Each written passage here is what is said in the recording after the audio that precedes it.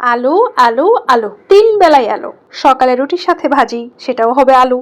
দুপুরে মাংসের সাথে আলু, সন্ধ্যায় পুরীর সাথে আলু, কখনো কখনো আলু দিয়ে বড়া। মানে কি বলবো, কিছু মানুষ আছে আলু ছাড়া নাকি চলতেই পারে না। আমি জানি আমার ফলোয়ার্সদের মধ্য থেকেও কিন্তু এমনও কিছু কিছু আছেন। আমি মেনশন দিচ্ছি না তাই বলে চুপ করে থাকবেন না, সারা দেন জলদি। Welcome to my another blog. আসসালামু আলাইকুম। কেমন আছেন সবাই? নিশ্চয়ই ভালো আছেন। আলহামদুলিল্লাহ আমিও ভালো আছি। যেখান থেকে আমার আজকের ব্লগটি দেখবেন অবশ্যই লাইক, কমেন্ট এবং শেয়ার করে পাশে থাকবেন।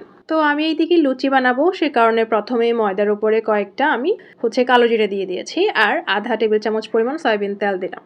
হঠাৎ করেই না আমার ছেলে আমাকে বলছে, মা তুমি আমাকে লুচি বানিয়ে খাওয়াচ্ছ না কেন? ফুলকু ফুলকু লুচি। ও মা, আমি তো অবাক, কি বলে? আমার ছেলেকে আমি লুচি বানিয়ে খাওয়াচ্ছি না, চল এক্ষুনি খাওয়াবো। ওকে সাথে নিয়েই আমি আসলে একদম চলে গেলাম লুচি বানাতে।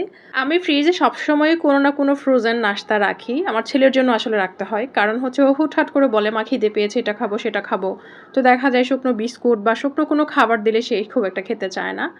তো সেই জন্য করি কি, কিছু না কিছু রাখি, কখনো একটা দুটো করে রাখি দেই আর কি। তো লুচি কখনো আমি রাখি না, পরোটা করে রাখি, রুটিও করে রাখি। লুচি না রাখার কারণ হচ্ছে, লুচি রাখলে আমার কাছে ভালো লাগে না, লুচিটা ফোলে না এমন মনে হয় আমার কাছে। আর লুচি বানাতে আমার কাছে একদমই ঝামেলা মনে হয় না, পরোটার থেকেও আমার কাছে মনে হয় লুচিটা ইজিলি আমি করতে পারি এবং খুব ভালো করতে পারি।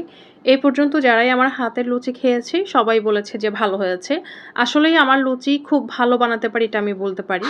তো এই তো দেখেছেন আমি অল্প কিছু ময়দা, কালো জিরা, লবণ, সামান্য একটু চিনি আর পরিমাণ মতো পানি অল্প অল্প মিক্স করতে করতে আমি একটা ডো বানিয়ে ফেলেছিলাম। বেশি না, মাত্র 15 মিনিট মতো এটা মাখিয়ে রেখেছিলাম। খুব সফট একটা ডো তৈরি হয়ে গেছে। এরপরে আমি হাতের সাহায্যে খুব ভালো মতো একটু মথে নিয়েছিলাম। প্রথমে হাতে তেল লাগিয়ে নিয়েছিলাম, পরে একটু ময়দা অ্যাড করলাম। লুচি বলেন, পরোটা বলেন আর রুটি বলেন, যেটাই বলেন না কেন, এটা হাতের কারসাজি। আপনি যত ভালো মথে নিতে পারবেন, যত ভালো ডো বানাতে পারবেন, আপনার পরোটা, রুটি, লুচি ভালো হবে। তো এই যে আমি একটু এখন বেলে নিচ্ছি। আর মনে হচ্ছে আমি একটু ময়দা বেশি লাগাই, জানি না আমি আসলে কি বেশি লাগাই নাকি। ময়দা না লাগালে তো নিচে লেগে যায়। আর হ্যাঁ, ময়দা ছাড়া করা যায় শুধু তেলের উপরে, আমি তো সেটা করিনি, তাই একটু একটু ময়দাও লাগিয়ে নিয়েছিলাম। তো এই লুচিটা একটু বড় করে করছি, এটাকে আমি কাটবো। প্রথমে 3 কোনা লুচি করব, পরে ছোট ছোট আবার কিছু লুচিও বানাবো।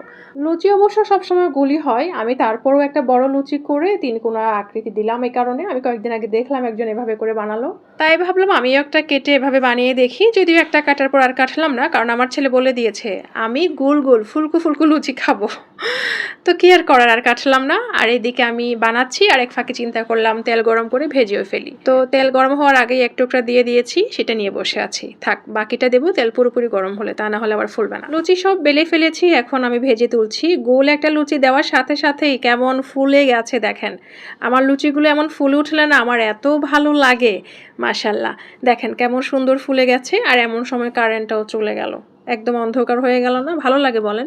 ভিডিও করতে আসলে কারেন্ট চলে গেলে আমার একদমই ভালো লাগে না, খুবই খারাপ লাগে।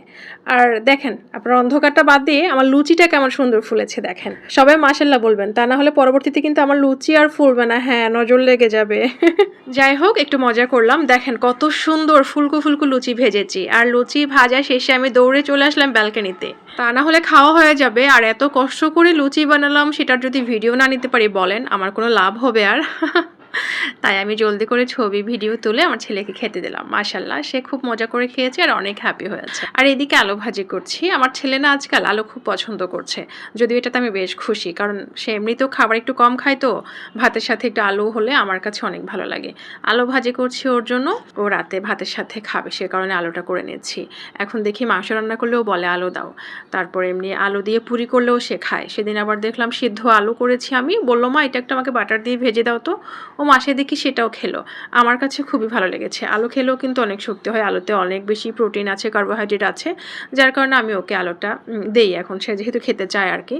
তো আমার ছেলে তো ছোট বাচ্চা বলে খায়, এমন অনেকেই কিন্তু আছে যে সকাল বিকাল সন্ধ্যা 3 বেলা 4 বেলা করে আলু খায়, ভাজির সাথে আলু, মাংসের সাথে আলু, আবার নাস্তার সাথে আলু, এমন অনেকেই আছে। আমি জানি আমার অডিয়েন্সও আছে, আমি জানি। আপনি যদি আমার ভিডিওটা দেখে থাকেন রেসপন্স করবেন, আমি নাম মেনশন করছি না।